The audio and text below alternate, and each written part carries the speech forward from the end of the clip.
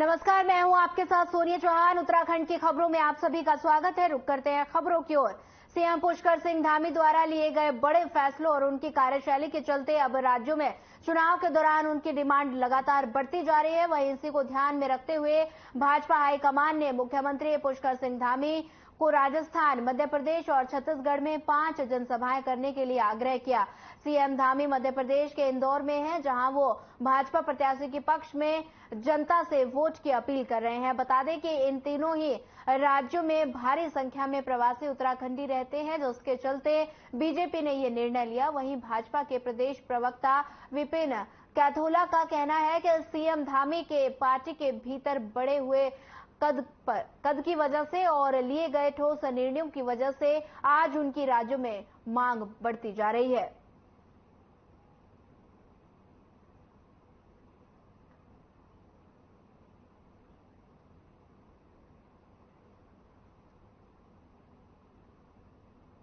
उत्तराखंड के जो प्रवासी उत्तराखंडी हैं वो मध्य प्रदेश में, राजस्थान में, दिल्ली में, तमाम देशों के अन्य राज्यों में हमारे प्रवासी रहते हैं और उनकी कनेक्टिविटी रहती है अपने राज्य से। और जब कनेक्टिविटी रहती है तो माननीय मुख्यमंत्री और नेतागणों से उनकी कनेक्टिविटी रहती है। निश्चित रूप से माननीय मुख्यमंत्री जी जिस प्रकार से उत्तराखंड के विकास के लिए काम कर रहे हैं, जिस प्रकार से उत्तराखंड को की बेहतरी के लिए काम कर रहे हैं, मैं कह सकता हूं कि जो वहां प्रवासी लोग हैं और अन्य लोग जो हैं उन पर निश्चित रूप से इन जनसभाओं का बेहतर प्रभाव पड़ेगा।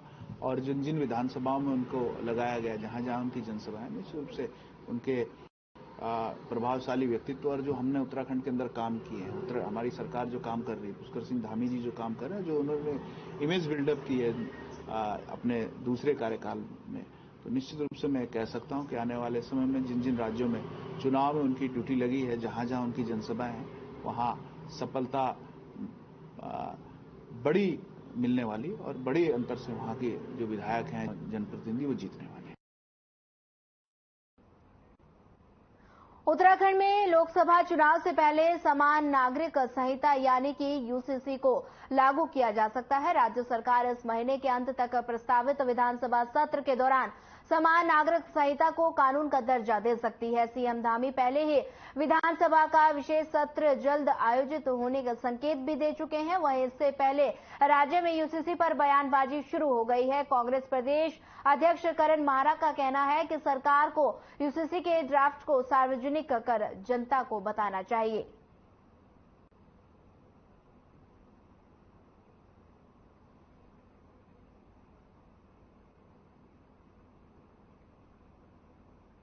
निश्चित रूप से हमारे युवा मुख्यमंत्री पुष्कर सिंह धामी जी ने जो भारतीय जनता पार्टी का मूल मंत्र है कि देश के अंदर नागरिकों को समान कानून होना चाहिए, समान नागरिक संहिता उत्तराखंड राज्य के अंदर लागू करने के लिए उन्होंने जिस प्रक्रिया को प्रारंभ किया है, जो प्रक्रिया प्रारंभ हुई, कमेटी का गठन हुआ, उसमें हजारों लाखों लोगों के सुझाव प्राप्त हुए।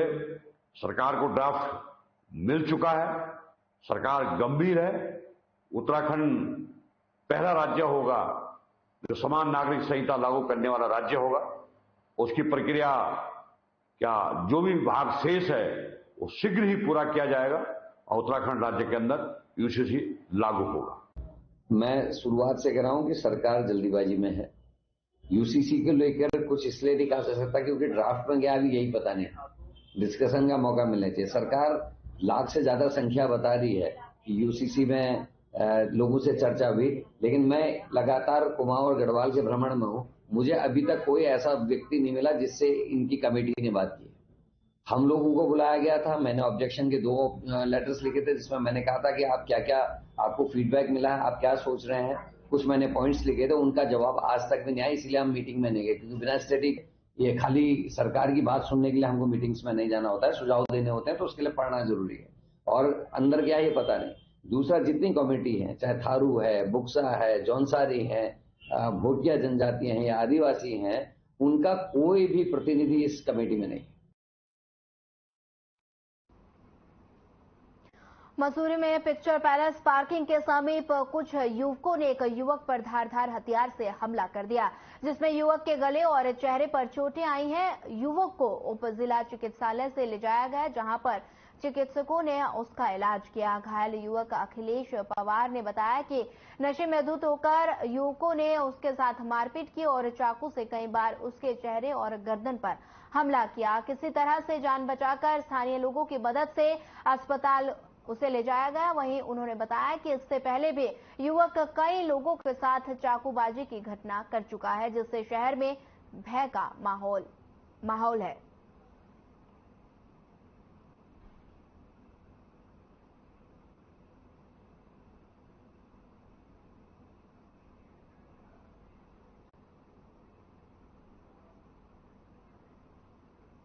हादसे के 4 दिन बीत जाने के बाद भी इन मजदूरों को निकाला नहीं जा सका। मजदूरों को सुरंग से सकुशल निकालने के लिए रेस्क्यू जारी किया गया। बताया गया है कि 50 मीटर तक सुरंग धंस चुकी है, मलबे से रास्ता ब्लॉक हो चुका है। ऐसे में रेस्क्यू करने में बहुत ज्यादा परेशानी आ रही है। वहीं आपको बता दें कि उत्तरकाशी सिलक्यारा टनल में 400 श्रमिक के रेस्क्यू के लिए नई ऑगर मशीन पहुंच गई है। टनल में फंसे श्रमिकों का जल्द रेस्क्यू ऑपरेशन शुरू किया जाएगा। दरअसल बार बार ऊपर से मलबा गिरने के चलते रेस्क्यू में परेशानी आ रही है।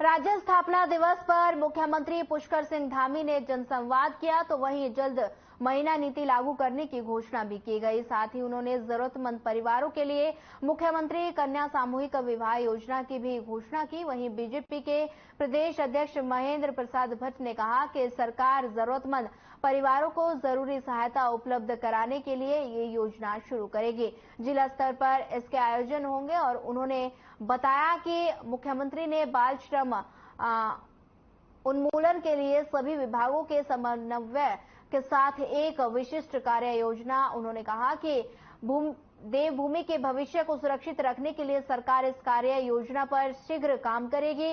साथ ही उन्होंने बताया कि 2025 तक उत्तराखंड को ड्रग फ्री बनाने के लिए नशा मुक्त ग्राम और नशा मुक्त शहर योजना भी शुरू करेंगे। इसके तहत चिन्हित क्षेत्र को विशेष प्रोत्साहन देंगे।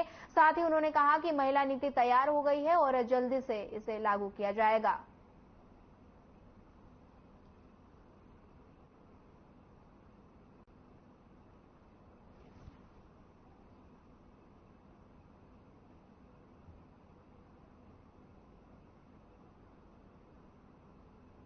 देखिए, दो बड़ी महत्वपूर्ण विषय महिला नीति का विषय आया, साथ साथ बाहर का गरीब परिवार के अंदर गरीब परिवार की बेटियों की शादी सामूहिक विवाह का विषय है। ये सरकारी स्तर पर आयोजन का एक बहुत बड़ा कार्यक्रम है, जिसको माननीय मुख्यमंत्री ने परसों घोषणा की है। हम इसका स्वागत करते हैं और मैं जानता हूं कि आज के युग में गरीब परिवार की बेटी का कन्यादान में सहायक सरकार हो जाए तो निश्चित रूप से समाज से जुड़ने का भी बहुत बड़ा एक माध्यम सरकार का बनता है। और पुष्कर सिंह धामी जी का ये जो संकल्प है, ये अपने आप में इस राज्य के लिए देवभूमि के लिए बहुत अच्छा, मैं कह सकता हूँ। चलिए सीधे लिए चलते हैं आपको इंदौर, जहां उत्तराखंडी समाज जनसभा को उत्तराखंड के सीएम पुष्कर सिंह धामी ने संबोधित किया। क्या कुछ कहा, सुनिए। संस्था के सभी पदाधिकारीगण, सभी हमारे बड़े बुजुर्ग, अभी हमारी माता जी ने बहुत ही सुंदर यहाँ पर मेरा स्वागत किया, मैं उनको भी नमन करता हूँ। और बड़ी संख्या में, आवाज आ रही कमल? बड़ी संख्या में पधारे हमारे उत्तराखंड समाज के सभी हमारी माताएं, सभी मेरी बहनें, सभी हमारे भाई, बड़े बुजुर्ग, नौजवान साथियों, उपस्थित हमारे मीडिया के सभी भाइयों एवं बहनों, मैं सबसे पहले तो आप सबके बीच में उत्तराखंड से मैं आया हूं। मैं देवभूमि उत्तराखंड की ओर से मुख्य सेवक के रूप में अपनी ओर से आज त्योहार का दिन भी है, भैया दूज का दिन है और इतनी बड़ी संख्या में हमारी मातृशक्ति आई है, इस तरफ से बैठी है। मैं आप सभी का अपनी ओर से हार्दिक स्वागत करता हूं, सबका अभिनंदन करता हूं, सबको मैं बधाई भी देता हूं। माया दीदी, आपको भी बधाई देता हूं, आपकी सभी साथियों को, सबको, आपके साथ आए हुए लोगों को, और आप सब लोगों ने जो मेरा यहां पहुंचने पर मेरा सम्मान किया है, उसके लिए भी मैं आप सबका बहुत आभार व्यक्त करता हूं कि आपने इतने गर्मजोशी से, इतने जोश से, देवेंद्र भाई, आप लोगों ने, पराग जी, शशि दीदी, हमारी सब ने, यशवंत जी ने, देवेंद्र जी ने, और इतने बड़े संस्था के लोगों ने, मैं समझता हूं कि फूल मालाओं से, पटके से मेरा स्वागत किया। मैं भी दोनों हाथ जोड़कर, सर झुकाकर आप सबको प्रणाम करता हूं, आप सबका स्वागत करता हूं। और आजकल मैं जहां भी जाता हूं, पिछले दिनों में लंदन गया था, मैं दुबई गया था, अहमदाबाद गया था, मुंबई गया था, अनेकों शहरों में। आजकल में इन्वेस्टर ग्लोबल समिट उत्तराखंड में 8 और 9 दिसंबर को होने वाली है। उसके लिए देश में और विदेश में अनेक स्थानों पर गया, तो वहां पर एक बात जो सबसे अच्छी लगी कि हमारे उत्तराखंड की माताएं बहनें, हमारे सभी बड़े बुजुर्ग, नौजवान अपनी पारंपरिक वेशभूषा में, अपनी पूरी संस्कृति से जुड़े हुए। और मैं बताऊं कि लंदन में भी मुझे ऐसा नहीं लगा कि मैं लंदन में आया हूं, मुझे लग रहा था कि लंदन में भी मैं उत्तराखंड में ही हूं। इस प्रकार से उन लोगों ने स्वागत किया। दुबई में, मुंबई में तो कहना ही क्या, और इंदौर में आया हूं तो ऐसा भी, यहां भी ऐसा लग रहा है कि मुझे अभी थोड़ी देर के लिए ऐसा लग ही नहीं रहा कि मैं इंदौर आया हूं, मुझे लग रहा है मैं उत्तराखंड में ही हूं। तो मैं अभिभूत हूं। और पहले भी एक बार मैं संस्था के कार्यक्रम में बहुत साल पहले यहां आया था, और बड़ा अच्छा कार्यक्रम संस्था के द्वारा लगातार होता है। और जितने भी उत्तराखंड सांस्कृतिक संस्था की ओर से अनेकों जो काम किए जाते हैं, सामाजिक काम किए जाते हैं, जैसे अभी हमारे प्रतिभावान, हमारे समाज के जो बच्चे उत्कृष्ट प्रदर्शन करते हैं, अच्छा काम करते हैं, उन सभी को सम्मानित किया जाता है, उनका प्रोत्साहन किया जाता है। और बड़ा जुड़ाव संस्था जो है लगातार अपनी नई पीढ़ी के साथ भी करती है। उसकी मैं जितनी प्रशंसा करूं उतनी कम है, उनको शब्दों में व्यक्त किया नहीं जा सकता है। बालिकाओं के लिए विवाह के लिए किए जा रहे प्रयास हो, या वरिष्ठ नागरिकों का सम्मान हो, मेरिट में आने वाले जो हमारे छात्र हैं, छात्राएं हैं, उन सभी का सम्मानित करना हो, आपके द्वारा किए जाए कार्यों के लिए मैं पूरी संस्था को अपनी ओर से बहुत बधाई देता हूं, बहुत शुभकामनाएं देता हूं। बहुत भाइयों बहनों, जब भी मैं देश के अंदर अलग अलग प्रांतों में जाता हूं, वहां लोगों से मिलते हैं, तो एक भारत श्रेष्ठ भारत का जो एहसास होता है कि पूरी दुनिया के अंदर आज जिस प्रकार से हमारे प्रधानमंत्री आदरणीय मोदी जी के नेतृत्व में पूरे भारत का मान, सम्मान, स्वाभिमान और पहचान वैश्विक रूप से बढ़ रही है, तो लगता है कि पूरी दुनिया में भारत का डंका बज रहा है। और जब उत्तराखंड के लोग मिलते हैं तब लगता है कि श्रेष्ठ उत्तराखंड का जो हमने संकल्प लिया है, वो संकल्प की पूर्ति के लिए हमारे उत्तराखंड के रहने वाले सभी लोग, जो भी देश दुनिया के अंदर रहते हैं, वो कहीं न कहीं वो अपने परिवार से, समाज से, अपनी संस्कृति से और अपनी विरासत से लगातार जुड़े हुए हैं। क्योंकि मैं देखता हूं कि वो हर तरीके से अपना योगदान देते हैं एक बात मैं आप लोगों से जरूर कहना चाहता हूं, वो ये है कि आप सब लोग इंदौर शहर के अंदर हैं। आप इंदौर शहर के अंदर उत्तराखंड देवभूमि के ब्रांड एम्बेसडर हैं। ब्रांड एम्बेसडर जानते हैं ना, क्योंकि देवभूमि का मान सम्मान है आप, देवभूमि का अभिमान है आप लोग, और आप सब लोगों ने इस शहर में आकर अपनी मेहनत से, अपनी परिश्रम से, लगन से और ईमानदारी से अपनी एक पहचान बनाई है। आप ही लोग हैं जो उत्तराखंड के बारे में पूरी दुनिया को बता सकते हैं कि उत्तराखंड में किस प्रकार से किस प्रकार के संस्कार हैं, किस प्रकार की वहां की संस्कृति है, किस प्रकार का परिवेश है। जैसे मैं अभी दुबई गया था पिछले दिनों, तो दुबई में जब मैं वहां के निवेशकों से मिल रहा था, जो इन्वेस्टर हैं उनसे मिल रहा था, तो उनसे और बड़े बड़े उद्योग समूह में काम करने वाले लोगों से मिल रहा था, तो मैं उनको बता रहा था कि यहां पर देखिए आप, एक सारा का सारा मनुष्य के द्वारा बनाया हुआ है। बड़ी बड़ी बिल्डिंगें बनी हैं, एक से एक बड़ी बिल्डिंगें हैं, बड़े बड़े कॉम्प्लेक्स हैं, अलग अलग जो है, कहीं पार्क बने हुए हैं, कहीं बुर्ज खलीफा आप लोग जानते हैं, वो सुना ही होगा नाम, आप लोगों ने देखा, बड़ी सबसे बड़ी बिल्डिंग है। लेकिन उससे बाहर जैसे ही बाहर निकल रहे थे, अंदर तो एसी था, एसी में 20 डिग्री 22 डिग्री 24 डिग्री तापमान हो रहा होगा, जैसे ही बाहर निकलते थे तो वैसे ही 35 डिग्री 40 डिग्री तापमान होता था। तो मैं दीदी उनसे कहता था कि देखिए ये सब जो है मानव के द्वारा मैन मेड है। आप हमारे उत्तराखंड में आएंगे काम करने, तो आपको अगर अंदर तापमान 20, 25, 30 जो भी हो रहा होगा, लेकिन बाहर जाएंगे तो अभी 15 हो रहा होगा, क्योंकि वो सब गॉड मेड है, भगवान के द्वारा बनाया हुआ है। इस प्रकार का उत्तराखंड हमारा है, उसको सबको बताने का काम आप सबके माध्यम से हो रहा है। भाइयों बहनों, हमारे प्रधानमंत्री मोदी जी के नेतृत्व में जो अभी G20 का जो सम्मेलन हुआ है, वो G20 का सम्मेलन पूरी दुनिया के अंदर भारत को एक नई पहचान उसने दिलाई है। भारत की संस्कृति को, भारत के सामर्थ्य को, पूरे भारत की जो मिली जुली हमारी अनेकता में एकता, जो हमारी एक विविधता है, वो सब पूरी दुनिया ने देखी। 200 शहरों में G20 के कार्यक्रम हुए, और छोटे छोटे उत्तराखंड के अंदर भी।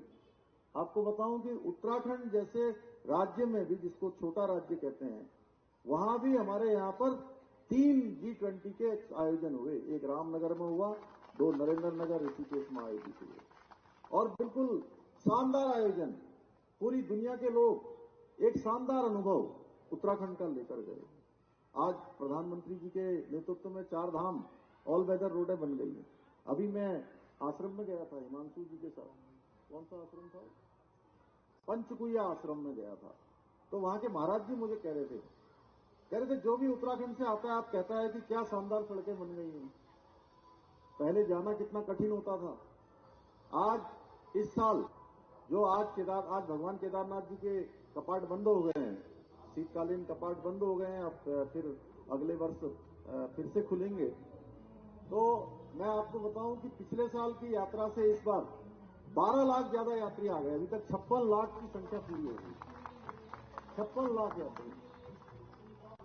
आप अंदाजा लगाइए, जबकि बिहार में बरसात हो रही है, बर्फबारी हो रही है, लेकिन उसके बावजूद भी बड़ी संख्या में यात्री आ रहे हैं। 4 धाम में आ रहे हैं। हरिद्वार में कांवड़ यात्रा में 4 करोड़ 15 लाख लोग एक सीजन में, 15-20 दिनों की जो कांवड़ यात्रा चलती है, 4 करोड़ 15 लाख लोगों ने इस बार जो है मां गंगा का जल लेकर अपने अपने स्थानों पर गए। पर्यटकों का इतना ज्यादा जमावड़ा, ज्यादा आना जाना कि पूरा हरिद्वार, पूरा देहरादून, मसूरी, ऋषिकेश, धनोल्टी, आसपास नैनीताल, रामनगर, मुक्तेश्वर, कौसानी, सारा का सारा पूरा जैम पैक, जगह नहीं मिलती, जाम लगने लगता है। ये स्थिति आज उत्तराखंड के अंदर हो गई है। हर कोई व्यक्ति उत्तराखंड आना चाहता है। हमारे प्रधानमंत्री जी अभी जहां आज पूरा केदारखंड, इसमें 4 धाम हमारे, यमुनोत्री, गंगोत्री, बद्रीनाथ, केदारनाथ, सारे वहां हेमकुंड जाने के लिए रोपवे का निर्माण हो रहा है। रोपवे का शिलान्यास हो गया है। केदारनाथ जाने के लिए आने वाले समय में शिलान्यास हो गया है। आने वाले समय में ऋषिकेश से कर्णप्रयाग रेल लाइन तेजी से उसका काम चल रहा है और कुछ ही सालों में हम लोग जो है सब लोग ऋषिकेश से कर्णप्रयाग तक की यात्रा 125 किलोमीटर की यात्रा रेल से पूरी करेंगे, जो अपने आप में एक नामुमकिन जैसा काम वो भी संभव हो रहा है। अभी आपने देखा होगा 12 अक्टूबर को प्रधानमंत्री मोदी जी ने आदि कैलाश की यात्रा करी, जो 18,000 फुट पर आदि कैलाश पार्वती कुंड जौलीकौंग पर वो देश के पहले प्रधानमंत्री हैं जो इतनी ऊंचाई पर पहुंचे हैं, इतनी ऊंचाई पर पहुंचे। गुंजी जैसे क्षेत्र में जागेश्वर धाम और सीमांत पिथौरागढ़ का उन्होंने दौरा किया है। उत्तराखंड देवभूमि से उनका जो लगाव है हम सब लोग जानते हैं, उसके कारण से आज उत्तराखंड तेजी से प्रगति कर रहा है और उसके पीछे बहुत बड़ा, जहां उत्तराखंड में रहने वालों का बहुत बड़ा योगदान है, वहीं आप सब लोगों का भी बहुत बड़ा योगदान है। उत्तराखंड के इतिहास में उत्तराखंड को बने हुए 23 साल हो गए और इन 23 सालों में हर बार चुनाव होता था। एक चुनाव होता था, मेरे पत्रकार भाइयों से भी कहना चाहता हूं मैं, आप लोग बड़े ध्यान से सुन लीजिए इस बात कि हर बार चुनाव होता था। एक चुनाव हुआ, सरकार बदल गई, फिर दूसरा चुनाव आया, दूसरी पार्टी की सरकार, फिर अगला चुनाव आया, फिर दूसरी पार्टी की सरकार। एक परिपाटी थी, एक मिथक था और उत्तराखंड की जनता ने, आप सब लोगों ने भी, क्योंकि प्रवासी जो लोग हैं उत्तराखंड से बाहर रहने वाले, उनका भी बहुत बड़ा योगदान होता है, वो भी यहां से सपोर्ट करते हैं। उत्तराखंड के अंदर पहली बार एक ही पार्टी को, यानी कि भारतीय जनता पार्टी को हमारे प्रधानमंत्री मोदी जी के नेतृत्व में, उनके मार्गदर्शन में हमको दोबारा सेवा करने का अवसर प्रदान किया। ये पहली बार हुआ, एक मिथक टूटा और एक नया इतिहास बन गया। उसके कारण से डबल इंजन की सरकार, यानी कि जो केंद्र में सरकार है मोदी जी की, वही राज्य में भी सरकार, दोनों सरकारें मिलकर उत्तराखंड के विकास को तेजी से बढ़ा रही हैं। डबल इंजन का ही मतलब है कि 4 धाम ऑल वेदर रोडें बन जाती हैं। डबल इंजन का ही मतलब है कि केदारनाथ का पुनर्निर्माण पूरा हो जाता है, बद्रीनाथ का मास्टर प्लान बन जाता है। डबल इंजन का ही अर्थ है कि ऋषिकेश से कर्णप्रयाग रेल लाइन पहुंच जाती है। डबल इंजन का मतलब है कि जहां ऋषिकेश में एक एम्स चल रहा है, दूसरा एम्स भी उधम सिंह नगर में कुमाऊं क्षेत्र के लिए भी स्वीकृत हो जाता है। डबल इंजन ही है जो आज हमारा बागेश्वर से टनकपुर रेल लाइन की स्वीकृति हो रही है। डबल लाइन का अर्थ है उत्तराखंड के अंदर हर प्रकार से विकास होना, यानी कि जो राज्य की सरकार की आवश्यकता है, केंद्र उसको अपनी प्राथमिकता में लेता है, केंद्र की सरकार। इसलिए दोनों जगह पर एक सरकार होनी चाहिए। राज्य और केंद्र में जब एक ही सरकार होती है, एक पार्टी की सरकार होती है। आज मोदी जी को बहुत सारे राज्यों में काम करने में इसलिए परेशानी होती है कि मोदी जी जो दिल्ली से योजनाएं भेजते हैं, जो पैसा भेजते हैं दिल्ली से स्वीकृत करके, वहां की सरकारें उसको जमीन पर लगाती नहीं है। मैं मध्य प्रदेश में मैंने पढ़ाई करी है, मैंने बचपन में कक्षा 10 तक की पढ़ाई यहीं सागर में करी और मैं बहुत सालों बाद अभी पिछले साल सागर गया, लगभग 1991-92 के बाद 30 सालों के बाद सागर गया। 30-32 सालों में मैंने देखा कि पूरा मध्य प्रदेश बदल गया। एक समय मध्य प्रदेश की तुलना जो है पूरे देश में बीमारू राज्यों की श्रेणी में आता था, बीमारू राज्यों की श्रेणी में। यहाँ की कानून व्यवस्था खराब थी, सड़कों पर जो है किस प्रकार के गड्ढे होते थे, यानी कि गड्ढों को ही हाईवे समझा जाता था।